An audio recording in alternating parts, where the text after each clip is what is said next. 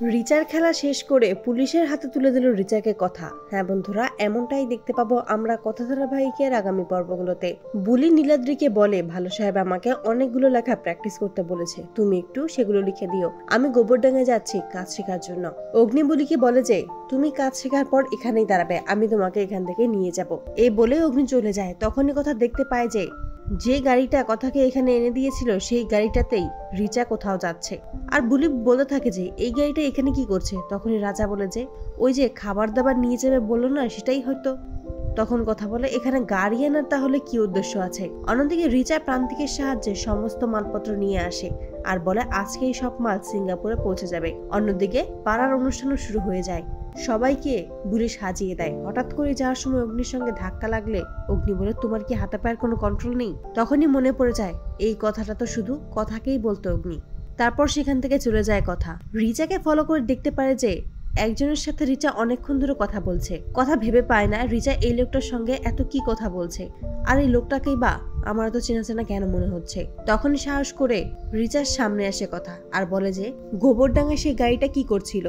তখন রিচা বলে প্যান্ডেলের জিনিসপত্র আনার জন্যই সেখানে নিয়ে যাওয়া হয়েছিল।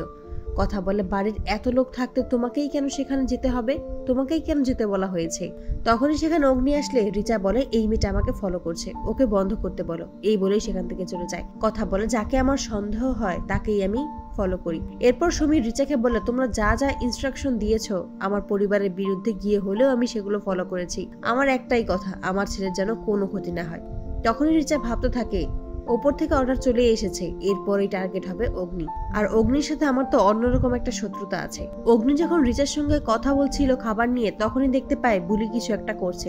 তাই অগ্নি বুলির কাছে এসে বলে কি করছো তুমি। বুলি বলে আমার খিদে পেয়েছিল, তাই আমি সেখানে খাবারের খোঁজ করছি। অগ্নি বলে আমার সাথে চলো। বুলি বলে আমি আপনার সঙ্গে যেতে পারবো না। তারপরেই দেখা যায় যে সবকিছুই জানতে পারে কথা আড়াল থেকে। তাই বুলি রাজার রানীকে নিয়ে পুলিশ স্টেশনে আসে।